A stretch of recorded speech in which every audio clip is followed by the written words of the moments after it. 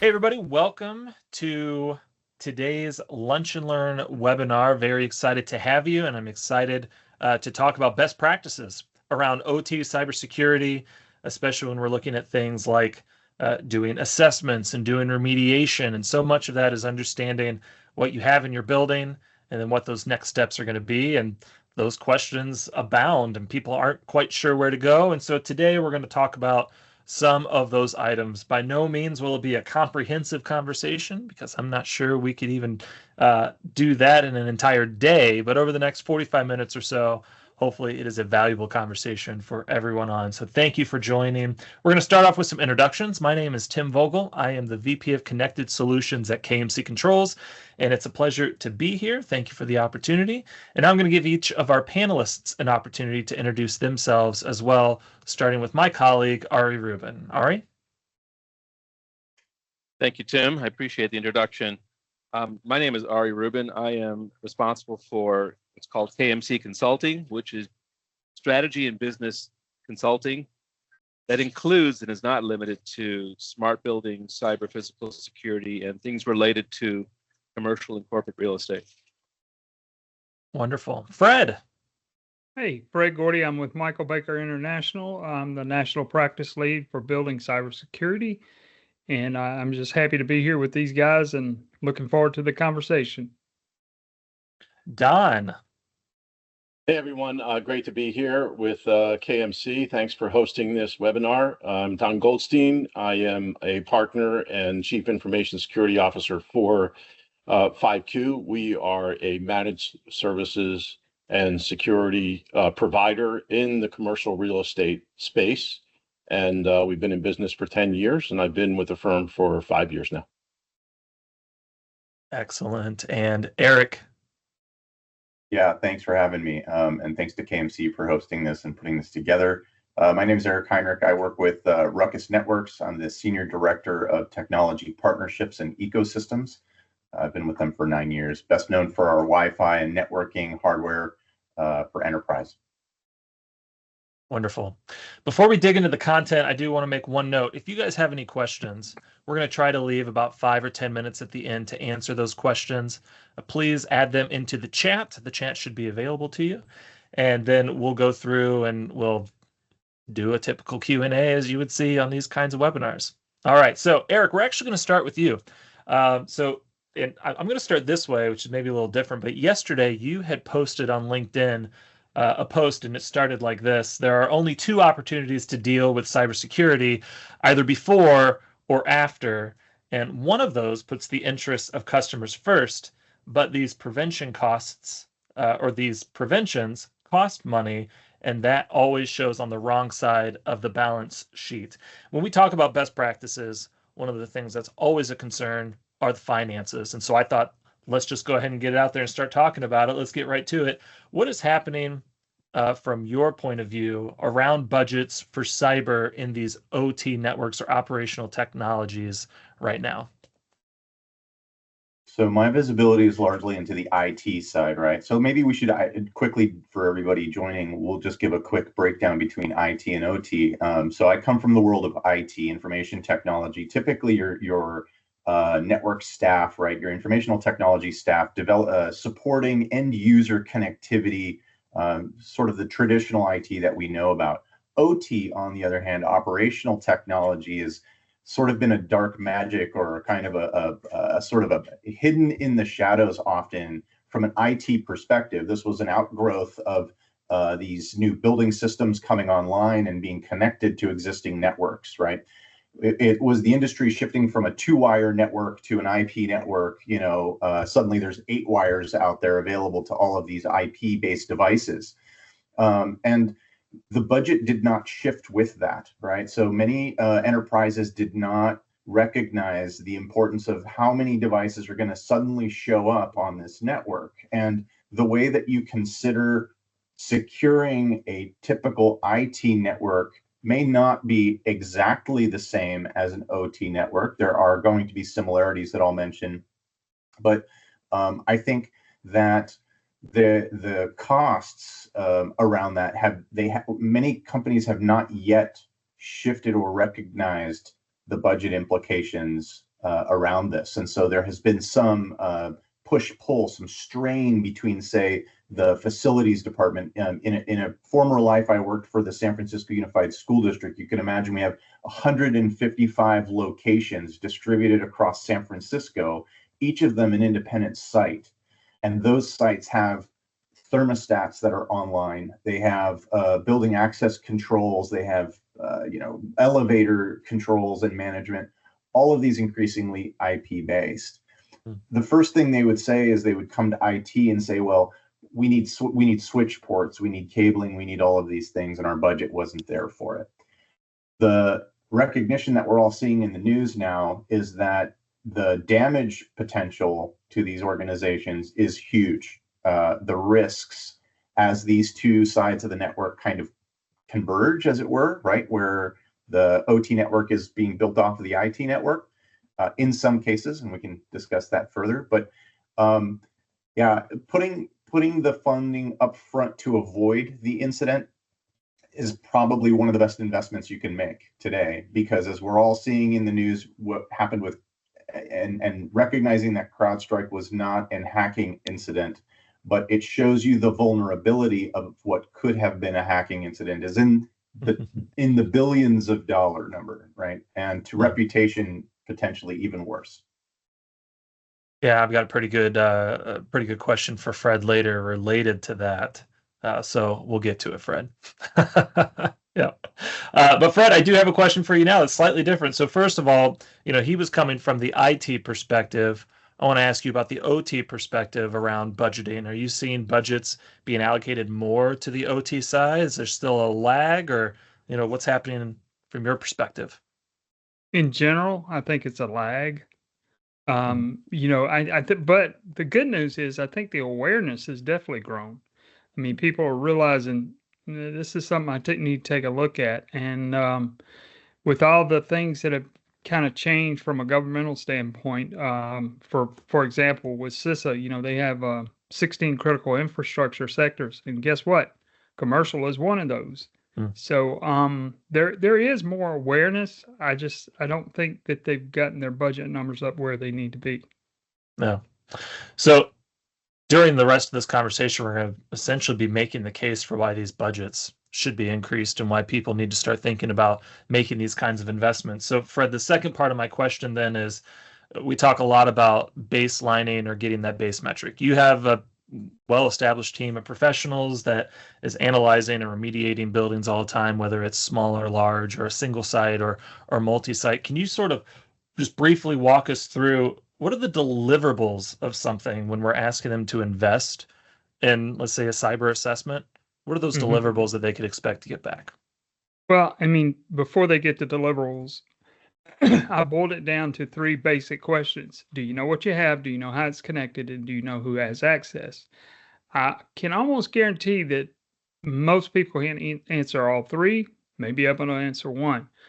But from an assessment standpoint, I mean, our industry is immature to a degree in that regard. And so being able to go through and identify the devices, I mean, literally really what's on the network and how the networks are configured, because over time through osmosis these networks have grown, interconnected, and it's just so knowing that. And then finally, who has access? Well, the only way to really understand those 3 things is to be able to go in and do an assessment and check these things. So the deliverable will come out, and it'll be very simple for a lot of people. Is you don't have a good asset management working, you're not monitoring your networks, and you really don't know who has access to your system. And so that would be what I would consider your starting deliverable. Yeah, there's a huge amount of value in that, because again, now you know what those next steps need to be.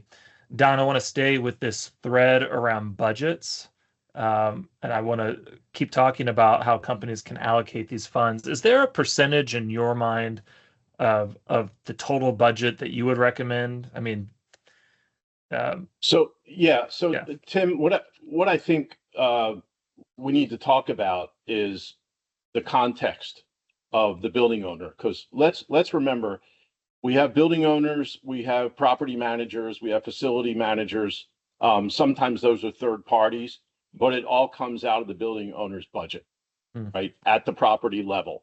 And so, it depends on the property owner. Are they monetizing and flipping these properties? Are they holding them to monetize them over the long term and invest in those properties? You're going to see a higher percentage for those who are holding those properties. Then you have to look at, what's in the building and how old those systems are, and can they even be patched, replaced? Because that can be very expensive, even if it's just the head end computer. To replace that, if it's old and can't be patched, what do you have to do besides that to get that fixed? So I would say that percentage is going to go up for those building owners that want to have a consistent network across their properties, that they want to standardize on the equipment in those properties. They're going to make a bigger investment. Some of it's going to be capital and some of it's going to be operating, right?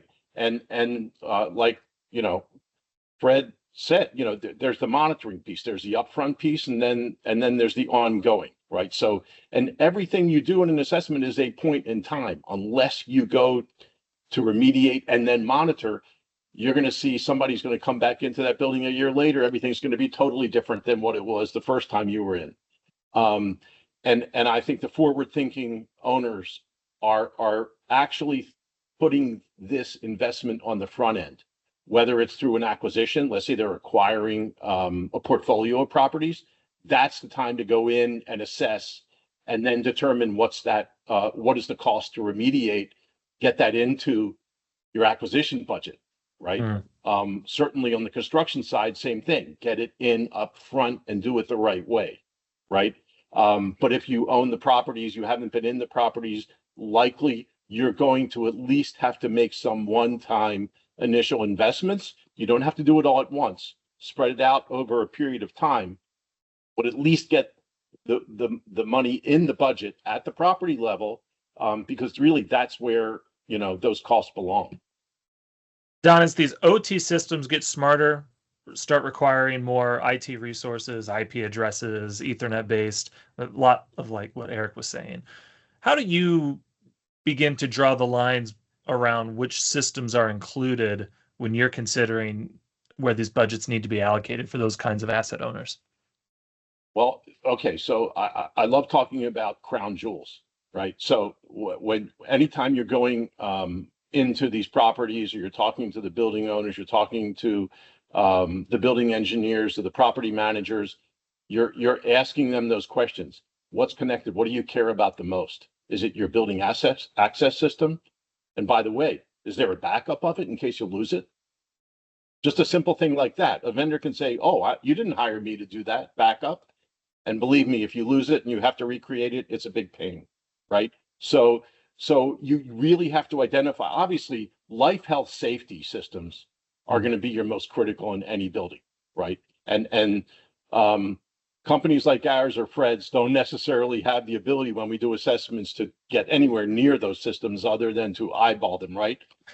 Because you don't want to do anything to mess those systems up. But everything else is kind of fair game in terms of looking at what the vulnerabilities are, right? So when you make those investments, the building owner is going to look at what are the things they really care about the most. That's where you start to make those investments. We know that margins aren't always that great at the property level. They're going to make those investments carefully. So let's pick and choose. And by the way, there are things that can be done at the property level that don't cost any money, like not duct taping doors open for your building system engineering rooms, or not putting passwords to those systems on a Post-it note in the property manager office, right? There are things that during an assessment we would see and say, just do these things. There's low-hanging fruit. You're going to be more secure just by doing those things, or changing default passwords on systems, right, that you put into the building. Yeah, two things. One, the sticky note under the keyboard. That's the best, because it's like a hide a key outside your house. But then you talking about, you don't want to touch particular systems. I can think of plenty of times, you walk into a MDF room and, you see something that's covered in dust. You just take a picture, You wipe off the serial number and then you step back. You don't want because, well, maybe not even wipe off the serial number, because as soon as you touch it, then it becomes your problem. But yeah, that can be fun and interesting stuff. All right, anything on your mind right now around this topic of budget and allocation? And Yes, actually, I was listening to Don just speak now, and I was thinking, so I know you in two worlds. One as for many years, the CIO at CBRE, which is still the world's largest commercial real estate service company, and then as the CISO. And now you're the CISO for a number of companies, including at 5Q. And there's like a difference in scale. You have, let's call it the largest on the planet versus medium-sized companies or something today. And so when you go back to your question, Tim, about budget, I'm curious, is there an adjustment of budget numbers when you are, say, I'm not picking on anyone in particular, let's just say, when you're ExxonMobil or when you're Goldman Sachs versus when you're a $50 million mid-sized company, maybe a real estate investment trust or a family office? I'm just curious. Yeah, I would say there's a big difference. There's a big difference, but remember, it's who owns those properties. So if you're a big corporate like a Goldman or an ExxonMobil and you own those properties, right? Your tendency is would hopefully be to spend more on securing those properties. If you're in the financial services industry, you're going to for sure, even at the bank branches, you are going to for sure secure those properties, right? Because anything that's critical infrastructure is going to be a target. If you have, we know healthcare is a big target right now. Hospitals, the breaches at hospitals, the municipalities that don't always have a big budget, but they're being hit all the time. Government properties. So, let's kind of categorize what kind of properties we're talking about and which ones are more susceptible to a takedown and what has the biggest impact. Eric, you're up. Yeah, I just wanted to comment, it came to mind that one of the things that we're seeing some of these businesses do that is related to the cost and finance is converging their networks. So historically, you've seen separated networks, parallel networks, but in essence, now you've duplicated. People thought, oh, this will increase the security of my network. I'll keep my users on one network and these devices on a separate network. Well, ultimately, at some point, those two networks converge, whether they are on its egress out to the internet or somewhere on the network, they're going to ultimately converge. And so where we have been seeing some uptick is from business or property owners, like you're saying, Don, where they're saying, look, why would I support two networks, or why would I install two networks? I want one network. It's the most cost-effective way. I want one converged, unified network for all of this. And then I only have to secure one or worry about one network in the same way. All my devices are just devices, right? The other side to this is we're seeing some property owners, and you guys are closer to them than I am, so keep me honest on this, but in some cases, this can become a capital asset and providing Wi-Fi access, enterprise network inside the building to your tenants, so that when your tenant moves in, they're not installing additional infrastructure. That REIT or that property owner can increase the cost of what they're going to rent or lease that property for, that space for, because it has already been implemented, this network that is available to them. And so in some cases, they're offsetting the cost of deploying these networks, which are OT and IT networks, by adding the value to the tenant that they can lease that space for. In other words, now I can lease the space for a little bit more to offset some of the costs. I don't know how prevalent that is, but it is a trend that I've been seeing a bit. Yeah, you almost treat it like an amenity or like a utility for the people that you're then bringing in as tenants, right? Correct. Yeah. Eric, you mentioned this coalescing of OT and IT on the same network. You also mentioned Wi-Fi. Just kind of picking your brain a little bit with your experience at CommScope and Ruckus. Are there other technologies out there that are kind of muddying the waters of how we handle cyber or even connectivity inside of a building? Yeah, absolutely right, and they're directly related to what we're seeing in the OT space. So Ruckus today has access points because we were sort of an early adopter of understanding that these networks are converging. Ruckus made a concerted effort to try to understand where and how these are converging and to enable them for some of these property owners. And so we have access points that we call IoT ready. Essentially what it means is the radios are not just Wi-Fi radios, but it includes BLE radios or Bluetooth Low Energy radios, as well as Zigbee radios as well. And they're selectable so that the same access point, which is a radio, for those of you who don't speak Wi-Fi, it's a radio on the ceiling, the little white box that we have in our homes and in our businesses that provide Wi-Fi access, will also be able to connect OT or IoT devices, smart devices that are not Wi-Fi based. So it does definitely start to complicate things because now you're aggregating these different types of protocols, these different technologies onto your same platform, right? And so again, if you're IT minded and you're not aware of the OT side of how those protocols work and the risks and the even down to the policy, network policy level of what kinds of traffic am I allowing, right? With zero trust networks is a popular term these days, providing minimum necessary access, right? But are you worrying about northbound, southbound traffic or east-west traffic, right? How are you policing traffic across your network? And now if you're converging your IoT radios with your Wi-Fi radios, you're worried about both of those, northbound, southbound, as well as horizontally across that network layer. So yeah, add to this things like that you guys are more familiar with BACnet and the other facilities protocols onto there. Things can start to get complicated, particularly for IT people. You know, the best that I can do is say that I can list the 7 layers of the of the network, and I do it backwards, right? The OSI model is pretty limited in terms of when you start to try to apply that to things like facilities. Okay, well, these are terms and protocols and that they may not be familiar with. So there certainly is becoming more complicated, and it would be very convenient to have things that might be able to secure those things that are not something that typically the IT guy would know about, like just a standard perimeter firewall. Yeah. And then you have private LTE, you have 5G, you have LoRa, you have all these other, and then protocols that sit on top of all those that, how do you possibly bring all that together?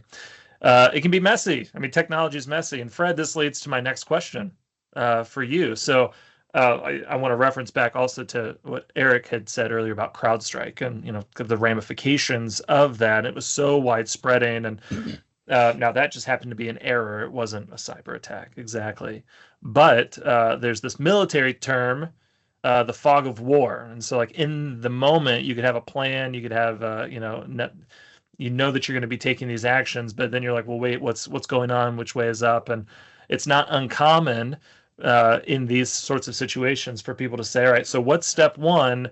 And also, like, where are my car keys?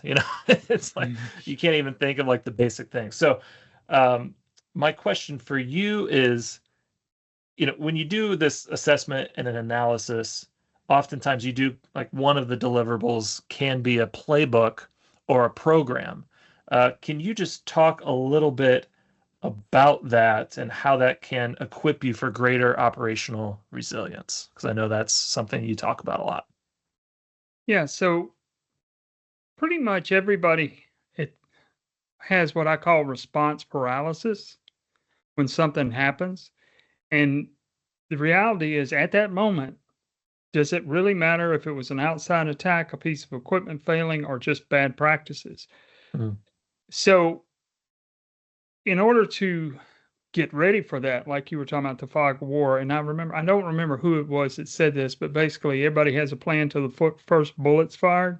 But the reality is military, and I'm not trying to get that deep in there, but they practice, they do things so that when those first bullets fly, people already know what they're supposed to do. Their plan may have, or what's happening may have changed, but each individual person knows their role. Okay. With that bottom line is roles and responsibilities. I spent an engagement with a federal credit union. It took us 6 weeks for them to figure out their roles and responsibilities because everybody was kind of like all on board at the beginning and then, no, I don't want to do that, or I don't want to do that, or whatever. But it's an exercise you have to go through. And then you have to know who to call, when to call, and that kind of thing, because really the building owners or the facility guys, they're running the system day in, day out, right? But the person that keeps the most of that knowledge is the system integrator. They are the ones that know and are certified to do this stuff. So being able to put together a plan that includes the knowledge keepers, if you will, with definition. And then finally, I'll say on that is, I got to use this example. It's not an attack, but it was an accident. There's Equinix data centers in Singapore. The integrator came in to do an upgrade. Pretty simple, right? But what happened was when they started doing the upgrade, there are these chill water buffer tanks and the valves got locked shut.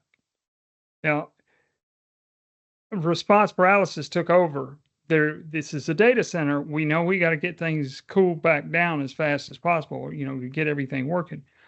But because nobody knew what to do, which was a little surprising in the fact that it was a Singapore data center, because they got a whole lot more structure than we do, is as a result, 800,000 transactions were lost because guess what? DBS Bank and Citibank were two of the customers in there.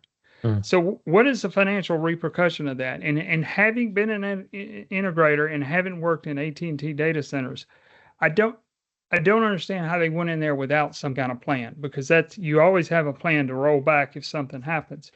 But not only did they not respond correctly, neither did Citibank or DBS Bank, because when they went to transfer over to another data center, for whatever reason, nothing worked, and they weren't able to do that like they thought they would be able to flip a switch. So the bottom line is, you're absolutely right, is response planning is number one in order to minimize cost and impact.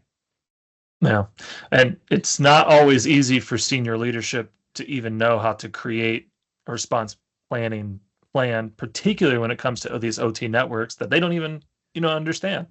Well, one of the things through my career that I've been able to do is work with some large financial companies, and they have really robust IT policies. Yeah. My job was to go through those IT policies and find the gaps that were OT.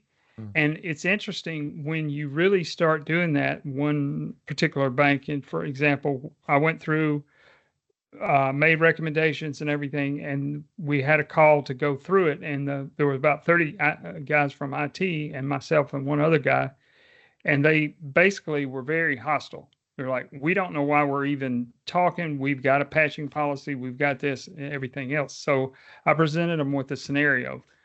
I won't mention the manufacturer, but basically, if they were to take and update everything, they would you'd have to go in and redo all the applications, recommission the building and all that. And had they just gone forward with that, they would have cost this company about 9 months worth of work.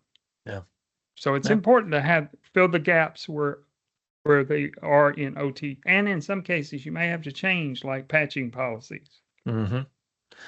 What do you mean this firmware is 6 years old? Let's go update it. It's still new. Don't update it. Yeah. You got another 20 years on that firmware. Yeah. Yeah. So senior leadership needs help. No doubt about it. They need training. IT, you talk about financial corporations. I used to work at a credit union. Compliance, was one of the things. Everything had to run through compliance. But what probably wasn't run through compliance? Any sort of HVAC system change or anything like that. So Don, this next question then goes to you. The senior leadership is the expert in their buildings, but not always what's in their buildings, right? They're more focused on their business and how they're driving revenue for whatever products and services they're providing. So Can you tell us about the approach that your team takes? And I see that Ari mentioned something about the OSI model. And then while you do that, also talk about that, regardless who it really is imperative that executives do partner with experts to ensure they have that operational resilience in place. Yeah, and let's remember to Fred's point, the IT team in these companies will generally say, OT is not our area of expertise. We don't know it. We don't know those protocols. We don't deal with it. That's at the properties. We worry about, the corporate side. But we know there are people at those properties with PCs, right, who are connecting. There are systems in those buildings that get accessed, and they're accessed generally by people who just don't have that IT mindset, right? So the things that Fred was talking about, starts with being able to assess the vendors that you're bringing into your properties, right? You have to have a good assessment policy and vetting policy for them. But on the other hand, you do need BMS policies when you have them at your properties, and they need to be socialized with the property managers and with the building engineers. I've been in these tabletop exercises where you have a chief engineer, you have a property manager, and all of a sudden you're saying, we have to contact so-and-so because, we can't access their system. And they're looking around, you're like, oh, I don't have that Rolodex, that either physical or electronic Rolodex with me to contact these vendors that I need to contact. Something as simple as that, right? That even if you have an incident response plan, are you practicing it, and do you have everything you need? When it comes to the OSI model, that's just kind of one common language to use in terms of, where the cyber threats can come from. And, I'll just quickly share my screen so you can kind of see what I'm talking about. So there are the 7 layers in OSI, right? And it starts with the bottom layer, the physical layer, and then it as it moves up, these layers move up, right? You're getting to the operating system, and then the middle layer. The common thing is these are all systems on networks, right? And if I just take the physical layer, just start there. Let's start physical, meaning the hardware that's in these engineering rooms. Well, I just happened to walk by an engineering room. The door was wide open. The laptop was there. It was logged on to the BMS. It had a chair. It has a table. Great, right? I don't have to sit on a bucket, Tim. I can just go in the room and sit nice and comfortably in the chair and access whatever I want to access. And you'd be surprised how many times we run into these kinds of situations. And okay, so the wires look pretty good here. The cable's not too bad. I can find stuff. But you get into these rooms, and now you really have a mess, right? Because now you're in a situation where if you have to go fix something, good luck, right? So I just so let's start there at the physical layer, then work your way up. But these are kind of just low-hanging fruit things that everyone can do in these buildings. Well, and buried under all that wire is a cellular router that some vendors somewhere is tying into their computer, or hanging off a ceiling tile, or above the ceiling tile. One thing I find interesting about this particular topic, right, is that increasingly these layers are becoming even interconnected on levels that we don't even think about. So Don's just shown that picture of a physical closet. And the first thing that I think many of us, maybe this is showing my age, but first thing I think of is a lock and key. But reality is that these are often managed by access control systems. Those access control systems are actually an IoT device that is sitting on your network. And there may be a camera that is watching the door that is connected to the access control so we can get a picture of who it was who came in. Those are all network devices, right? So by providing physical access to one closet, I may now have access to provide myself with access to other areas that are secured with these systems, right? So it's sort of like the movie with Leonardo DiCaprio. It's a bit of Inception, right? Where the physical and the IoT world are now so interconnected that gaining access to one gives you access to the other. And it's just a challenge that is very serious that a lot of people overlook, right? That these are, they don't have to actually physically get in there with a key or even with the door being opened. Those access control systems themselves could provide you with physical access to the system. Ari, what's going through your mind right now? Well, I'm thinking of hospitals, I'm thinking of schools, I'm thinking of office buildings, and I'm thinking along two levels. One is their level of vulnerability to the increasingly clever people out there who, for whatever reason, want to do harm. And harm might be to take information, it might be to make people uncomfortable, or worse, God forbid. I'm sort of thinking about that dimension. And I'm also thinking about the skills that are needed by the current and the coming generations in what this auspicious group of people at the table here, is doing. What are we involved with in terms of upskilling the next generation to perhaps be more aware of the vulnerabilities, to have more situational awareness, but even better, to harden some of these facilities that have been mentioned. So that's what's going through my mind. Question for the panelists. I'm sure you're familiar with like CompTIA certificates. I recently saw a list of these, and there was a general recommendation for employees to take them. And they're not inexpensive, and they don't take a small amount of time. Anyone have a strong opinion about those, or any guidance around how to approach those kinds of certificates? Are they really useful? Are they the right way to go?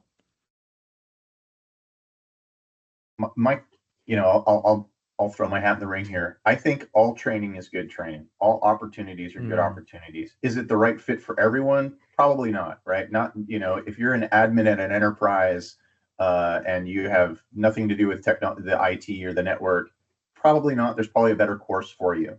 If you're going for some, you need some online training, you need something that has been aligned with other security best practices. I would say folks like those are doing their research and are definitely aligning with modern best practices. So they're not a bad place to start. The challenge is that the spectrum of technologies and the depth of each of the breadth of technologies to be aware of are so deep and so wide that you can spend a lifetime, as some of us have and are still doing, familiarizing ourselves. We're very focused on what we know, rather. So you think of like there's the hackers creating the problem, and then there's the cybersecurity folks trying to address the problem. But they're on opposite. They're not the same, because the folks dealing to solve the problem are solving for a known. We know where the flaw is, and so let's try to solve those flaws. But what the hackers are doing is in a constant innovation cycle. They are looking for things that don't yet exist, things that, as a cybersecurity expert, is not in that training because it does not yet exist, right? And so I think that there has to be a combination of, you have to know history to begin to imagine the future. And I see this training that you mentioned as the history, not the future. So it's not a one and done. It's a matter of building your competency up in basics. But then, to your point, Tim, I think we need to be on the forefront of pushing people in, like schools, like Ari said, in schools and in these places, to be exploring what is possible and what could be the risks that are not yet uncovered or discovered. You talking about the history? I want to just go to one point here. What you're talking about, Tim, were some technical training, which is fine for the right kind of people. But I want to reemphasize here, 90% of breaches are caused by social engineering.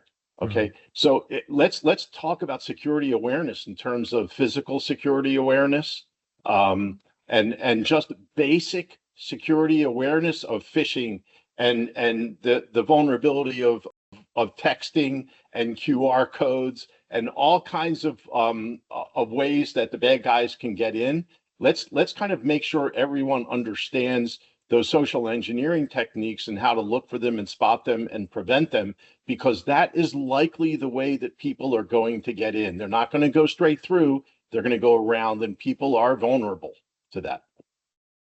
So, Ari, one moment, Ari. So, you talking, Eric, about history. One of the best books I've read that felt very reachable. What's the phrase I'm trying to learn? Very easy to approach. Was a book by Nicole Perlroth called "This Is How They Tell Me the World Ends," and it gives a whole history of like a lot of zero-day attacks. But it ends in the same way. It's like we can only learn from the past. There's already things happening now that we're not predicting in the future. So Ari, I'll go to you, and then I have one more question for Fred, and then we'll wrap it up. Thank you. Every time a building's hacked in whatever way, I call that a failure mode in terms of Six Sigma parlance. And so when I listen to Eric speak, I listen to Don speak, I listen to Fred speak, listen to you speak, Jim, I'm thinking of all these different failure modes, and I'm wondering two things. If so, on a per portfolio basis or on a per building basis, if you look at the frequency of occurrence of these different failure modes, they came in this way or they came in that way, or this particular failure occurred. I'm wondering, has anybody been clever enough in the service space, whether it's at Michael Baker or at 5Q or at anyone else, to say, you know what, we have all these algorithms enabled by AI to learn. Has anybody applied an AI to all these failure modes and said, "Hey, Mr. Building Owner, based on the history, we can tell you that we project the following, highest likelihood of occurrence of a failure mode will occur in this building on this system." I'm just curious, has anybody applied AI? And I know, Don, you're so aware of so much. I just thought maybe that would be a good question for you. I think we have a SOC, and that SOC does extend to the properties, and it's learning all the time, and ingesting information. And history is the best predictor of future attacks, right? So if you look at past attacks and you say, what's the likelihood of that happening again and where it might happen? Absolutely, 100%, Ari. I love that, and there are models that will enable you to do that. But it's going to take that history and knowledge, and getting all that ingested to be able to do that. So I think we're just at the cusp of starting to be able to do that. You've got to have enough of a scope to see enough across a wide base of property types, and threat vectors, and just a wide threat landscape to be able to start to do that. But I think we're starting to get there. Not quite there yet. Great point, though. Yeah. And I'm going to go back to your OSI model and say, Ari, if we look at the OSI model, each of those has so many variables, in particular, like the physical. And this is where human expertise still outplays and outpaces AI, right? Is that AI can only ingest what we provide it, whereas the human is able to do observation of things that are not yet curated for it, right? So we're not provided, hey, this is the only information you can analyze and provide an outcome. Whereas I think we just have a broader set of data currently. And so I would say that, will the day come when AI will be doing these things? Yes. And I'm sure that the hackers who are on the innovation side of this, trying to find new flaws, are already using AI to help them do so. So it's a great question. So last question here to Fred in the last 60 to 90 seconds. It's difficult to have a best practices webinar on cybersecurity and not mention federal, but we have done it so far. So congratulations, everyone. But there are, basic things like a NIST framework, other frameworks based on NIST. Michael Baker, only because the conversations we've had, I know has had great success on the federal side and now is really beginning to break out on the commercial side. But can you tell me what can we learn on the commercial side from a lot of those federal applications and oftentimes now requirements to do work there. So I want to share just a second of screen. Great question, Tim. So most of the people on this call are aware of ISA 62443 and also the work that Lucian Nehemiah is doing with building control cybersecurity. There is a lot we can learn from the federal side. And what I've learned from being at Michael Baker is they have a lot of standards that they have to go against. We, on the other hand, are really just cracking the surface to get in, start putting standards towards these systems. And one of the things that ISA does a pretty good job of explaining is who's responsible for what. And if you'll notice, sitting on top of the pyramid, the asset owner is. So we talked earlier about, service agreements, whatever. You, as an asset owner, you don't just turn over and say, here's what I think you should do. And in a lot of cases, there is no cyber guidelines behind that. ISA has a really good stuff for that. But the bottom line is, as an asset owner, if I tell a service provider things to do, it's still my responsibility to make sure he did them. And having been an integrator for years, we were given drawings, we were given all these things, but nobody came in really and checked behind us, with the exception of test and balancing and commissioning, but nothing cyber. And the other responsibility here is to, I don't know if you guys are familiar with this term, cyber-informed engineering. When you're putting your systems together, the devices you pick, they've got to be able to meet a certain criteria in order to do this. And the service provider that's installing them has to know how to harden these systems. But again, I'm driving this home, is the asset owner is ultimately responsible for this. He's responsible for setting his policies, all of that, and then verification that they do. Because like Don said before, really what we're doing is a moment in time. If you're not doing continual monitoring, it's like buying a car and driving it off the parking lot and then turn around and say, hey, I want to sell this back, and they give you $2,000 less for it, whatever the case may be. Is a cybersecurity assessment degrades day one. Which goes back to how we started. It's ultimately up to the asset owner and how they allocate budget to make sure they're protecting themselves, their customers, their clients, their employees, and everyone. And with that, thank you, everyone, for joining us on this best practices for cyber physical security. Obviously, please reach out to any of us on the call anytime if you have any questions or want to dig deeper. Thank you so much for the opportunity to speak. And everyone have a great rest of your week. Thank you, everyone. Thank you, Tim.